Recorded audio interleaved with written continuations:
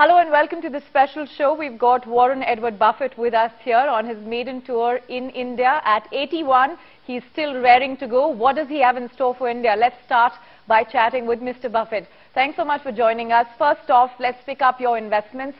Very, very tough moments, especially during the curve of the recession. You went out there, you looked at JP Morgan and said, okay, I'm going to help save a bank that was almost failing at one stage.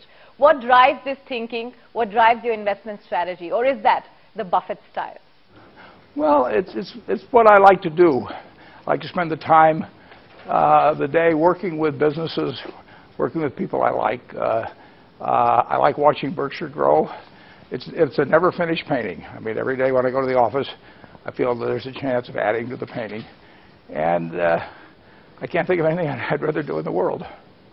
Let me also bring up something that another very recent global visitor said. Vikram Pandit of Citibank was in town, and he highlighted how the next decade is not going to be so much about economic development, but about political stories. How will the politics of global nations really play out? Do you agree with that theory? Do you think that's really going to be the dominant theme in the years ahead?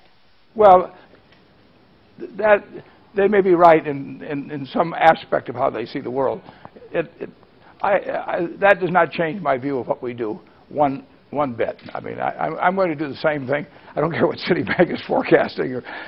There will always be things going on with governments in the world, and in the end, it won't make any difference. What makes a difference is whether we own the right businesses run by the right people, and whether we're delivering products and services that people want.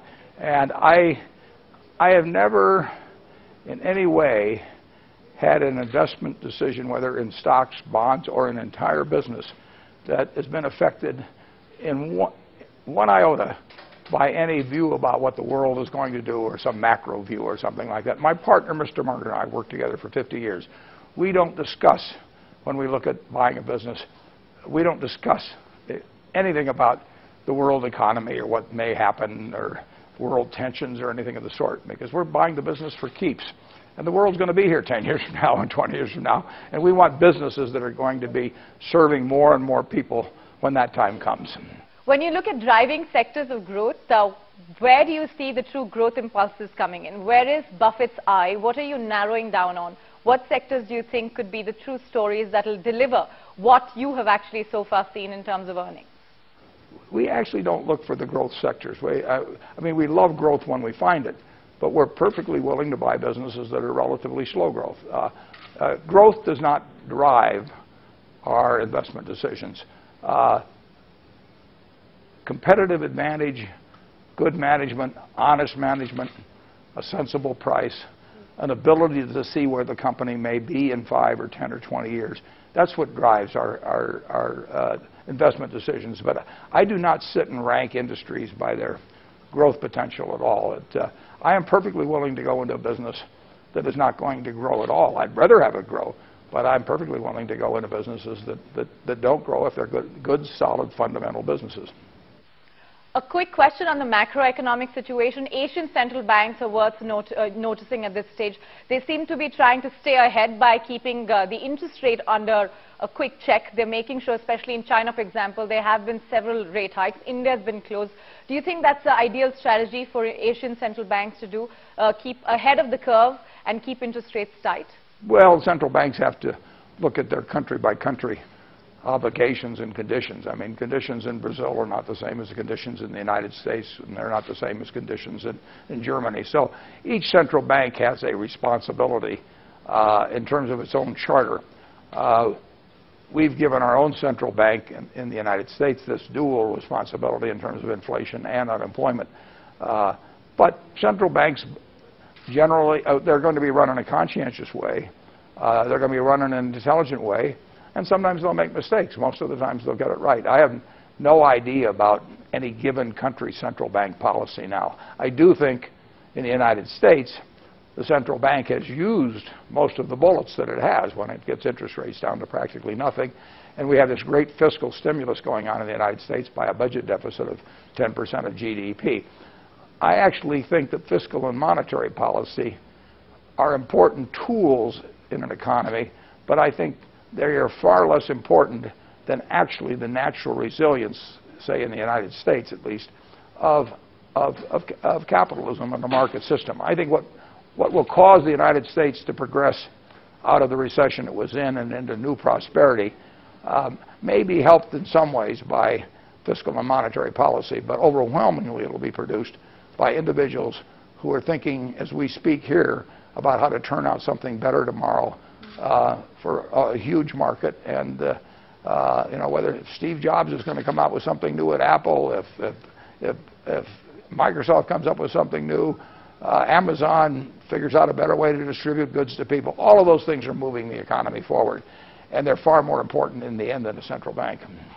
In the same vein, talking about QE2, how concerned are you about the role that the Federal Reserve is playing? And looking at Ben Bernanke, he was hailed a hero once upon a time. Do you think that's something he's lived up to? Is he truly still the hero of American macroeconomic policy?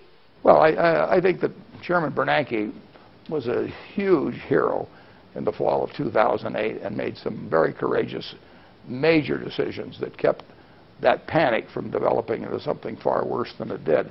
I don't think now it's as important to have the central bank's foot on the pedal of expansion as it was back then. I think I'm no fan of even more fiscal stimulus than or monetary stimulus than we've had.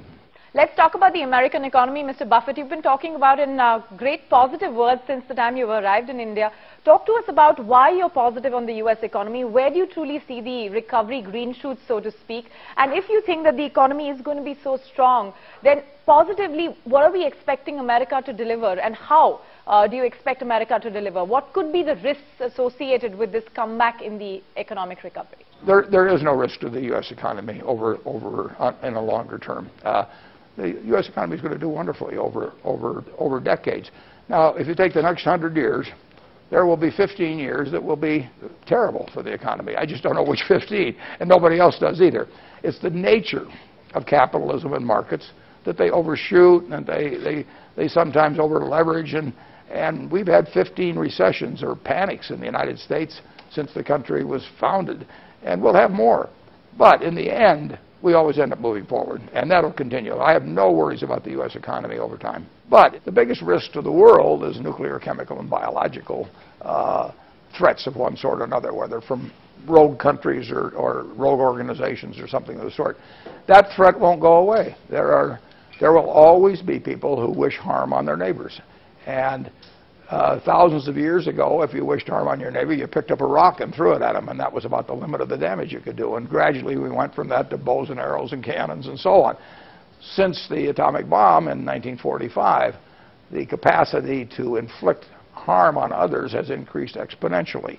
And unfortunately, we've got lots of people in the world that we've got psychotics, we've got religious fanatics, we've got megalomaniacs, we've got all of these people that really would like to inflict harm on others, and they have more capacity to do that in a huge way than existed 75 or 100 years ago. And the world has to learn to unite. Governments have to learn to unite to minimize that danger. Other than that, the future could not be brighter. I want to draw your attention back to the Federal Reserve, because at one stage we've heard over the last few hours the Dallas Federal Reserve talking about how, you know, the American deficit situation is close to insolvency. Now, that's a very strong statement to make. Would you be concerned about that, to that effect, or would you agree with them on this subject? How close it is to insolvency? Would you buy that argument? No. The U.S.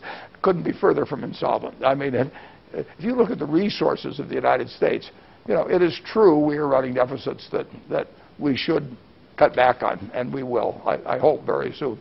But we may not. But we ran the national debt up to 120% of GDP during World War II, and we came out of it and had a great prosperity subsequently. The U.S., if you look at the resources of the United States, the plants, the innovation, the products that come forth, and we have this advantage, which is very important, is that we owe money in our own currency. I mean, you don't get in trouble owing. You avoid a lot of problems by owing money in your own currency. The United States is wealthier now, in a real sense, than it's ever been, and it'll get more wealthy as it goes along, as will India. Let's talk about the giving pledge. That's primarily, one of the reasons why you're here with Bill Gates. Do you think Indian promoters at many stages have looked a bit shy, hesitant to part with their money and be a part of the giving pledge that you and Bill Gates are propagating? Do you get that sense? Well, we're not trying to convince them. We're just trying to tell them what we've done. And we don't convince everybody in the United States. Everybody's entitled to do what they want to do with their own wealth. What we're saying is we think this is a good idea for us. We've adopted it.